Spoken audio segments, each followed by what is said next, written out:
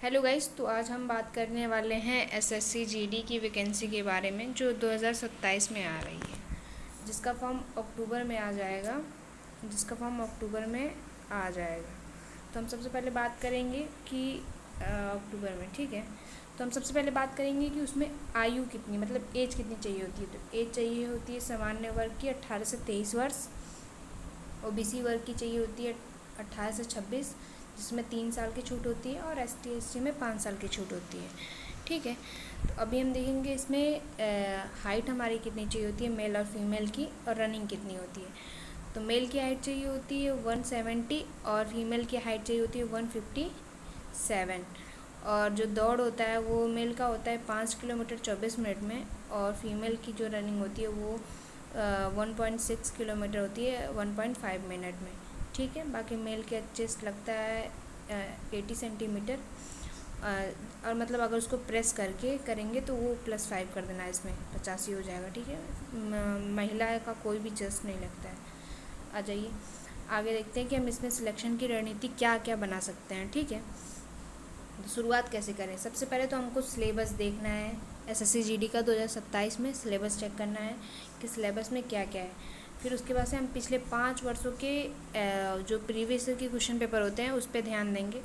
Then हम छोटे छोटे लक्ष्य बनाएंगे, अपने छोटे छोटे टारगेट बनाएंगे डेली वे पे कि मुझे आज मैथ के 1 चैप्टर ख़त्म करने हैं, मुझे रीजनिंग के 2 चैप्टर ख़त्म करने हैं, मुझे हिंदी की इतना पढ़ना है, मुझे जीएस का ये टॉपिक पढ़ना है। ऐसे हम अपनी प्रिपरेशन को आगे लेके चलेंगे। आइए आगे देखते हैं, ठीक है। कितने घंटे, सबसे बड़ा क्वेश्चन यही रहता है जनरली सबका कि हम कितने घंटे पढ़ाई करें जिससे हमारा सिलेबस भी कवर हो जाए, हमारी तैयारी भी अच्छी हो जाए, ठीक है। तो हमको कितने घंटे पढ़ना है, 6 से 8। अभी जब आपका सिलेबस नहीं कवर है 8 से 10 घंटे, 8 से 10 घंटे आपको पढ़ना है डेली, ठीक है। क्योंकि अभी हमारा सिलेबस नहीं कवर है, हमको सिलेबस कवर करने में ही हमारी सारी क्लासेस, अगर हम किसी का बैच भी परचेज़ करते हैं तो हमको बैच परचेज़ करते हैं, हमको डेली क्लासेस लेनी पड़ती हैं, जिसमें हमारा 6 से 7 घंटे क्लासेस लेने में चला जाता है। बाकी जो 3 घंटे बचेंगे वो आपके रिवीजन के लिए होंगे, ठीक है। तो आप देख सकते हैं, आप अपने हिसाब से डिवाइड कर सकते हो कि आपको कौन सा किस सब्जेक्ट पे कितना टाइम देना है। क्योंकि कुछ लोग का मैथ बहुत अच्छा होता है तो वो 1 घंटे में ही मतलब मैथ को अच्छा कर लेते हैं, कुछ लोग का हिंदी से होता है तो वो आधे घंटे में कर लेते हैं। तो उस हिसाब से आपको अपने मतलब पूरे टाइम को सब्जेक्ट वाइज डिवाइड कर लेना है। चलिए आइए नेक्स्ट बात करते हैं।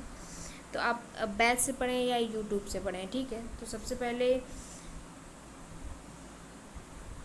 अगर आप फ्रेशर हैं, ठीक है, अगर आप फ्रेशर, आप फर्स्ट टाइम किसी प्रिपरेशन में आ रहे हैं तो मैं यूट्यूब को कभी बेस्ट नहीं बोलूँगी, क्योंकि यूट्यूब पे आपको सिलेक्टेड क्वेश्चंस मिलते हैं, सिलेक्टेड टॉपिक मिलते हैं, जिससे आप यूट्यूब पे जनरली अगर मैथ की भी प्रैक्टिस कराई जाती है तो क्या वो आपको क्या होता है, उसमें आपको डायरेक्टली क्वेश्चन कराए जाते हैं, ठीक है।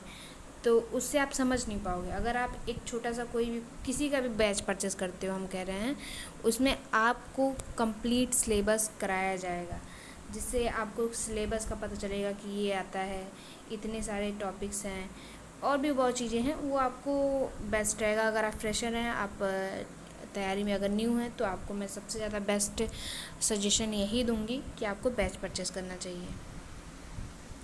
अब वर्दी का सपना है तो देखिए बहुत लोग जाना चाहते हैं किसमें, बीएसएफ में, सीआईएसएफ में, सीआरपीएफ में। तो आपके मार्क्स के अकॉर्डिंग आपको ये सारी पोस्टें मिलती हैं। विषय पर वर्ड टिप्स, चलिए आपको टिप्स देते हैं। गणित के लिए क्या करना है, देखिए सबसे पहले 4-5-6 जो ऐसे चैप्टर होते हैं मैथ में जो आप अगर कर लिए तो बाकी सारे चैप्टर्स आपको करना बहुत ही इजी हो जाता है। जैसे प्रतिशत है, लाभ हानि है, औसत है, इन सब पर अगर आप फुल मतलब एकदम अच्छे से फार्मूले वगैरह रटने के बजाय इस पर कमांड कर लेते हैं अच्छे से, तो आपके आगे के सारे चैप्टर्स बहुत ही अच्छे हो जाएंगे। तो गणित में क्या करना है, हमको सबसे ज़्यादा कंसेप्ट पे ध्यान देना है, मोस्टली उतने फार्मूले और किसी चीज़ को रटना नहीं। कंसेप्ट आप जैसे समझते जाओगे वैसे आपका क्लियर होते जाएगा। रीजनिंग में क्या करना है, कोडिंग, डिकोडिंग और सिटिंग अरेंजमेंट की डेली प्रैक्टिस करनी है, जो बहुत ज़्यादा स्कोरिंग है, क्योंकि हाँ सिटिंग अरेंजमेंट के 3-4-5 क्वेश्चन दे देता है रीजनिंग में, और इसमें 20 क्वेश्चंस आते हैं रीजनिंग के, तो बहुत स्कोरिंग सब्जेक्ट है, ठीक है। जीके जीएस में क्या होता है, जीके जीएस के एक पर्टिकुलर, जैसे स्टैटिक के एसएससी ज़्यादा स्टैटिक पे फोकस करता है, करंट अफेयर्स पे फोकस करता है, तो आपको क्या करना है, स्टैटिक पढ़ना है और उसके साथ करंट अफेयर्स, और हिंदी के लिए आपको डेली व्याकरण की एक क्लास लेनी है, ठीक है। और जैसे व्याकरण में क्या आ जाएगा आपका, संधि हो जाएगा, समास हो जाएगा, कारक हो जाएगा, रस छंद अलंकार हो जाएगा, ठीक है। साहित्य तो नहीं आता है इसमें, तो ये सारी चीज़ें बहुत आराम से आप कर सकते हो, ठीक है। आइए, इन गलतियों को बिल्कुल ना करें, ठीक है। इन गलतियों को बिल्कुल भी नहीं करना है, ठीक है। क्या कर जनरली लोग क्या होता है ना, क्या करते हैं, मैं बताती हूँ आपको।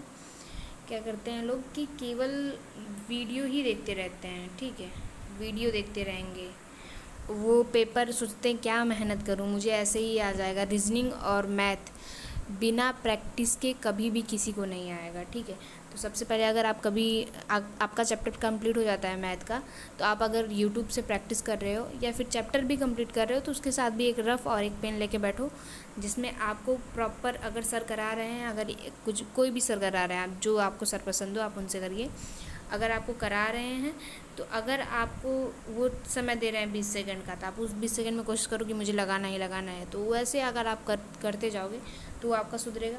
दूसरा, रिवीजन क्या करना है, जो आपको टॉपिक्स आते हैं उसको वीक में एक बार रिवीजन करना है, और बाकी फ़िज़िकल को भी मतलब उसको भी इग्नोर नहीं करना है, ठीक है। क्योंकि धीरे धीरे सुबह उठना, जैसे अगर हम सुबह उठते हैं, लाइब्रेरी जाते हैं, सुबह उठते ही हमको थोड़ा बहुत रनिंग करते ही रहना है। अब बहुत सारी शुभकामनाएं आपको 2027 के लिए, जो एसएससी जीडी की वैकेंसी आएगी। बाकी अगर मैं आपसे हिंदी और जीके जीएस की क्लास चला रही हूँ, आपको अगर पसंद हो तो आप क्लासेस ले सकते हो। मैं टॉपिक वाइज छोटे ही क्लासें में ख़त्म कर दूँगी। जैसे हिंदी हो गया, जैसे रस हो गया, तो मैं रस को कोशिश करूँगी एक क्लास में ख़त्म कर दूँ। तो एसएससी जीडी के लिए, एसएससी जीडी, ठीक है, बेस्ट विशेज़ है हमारी तरफ से। Thank you for watching.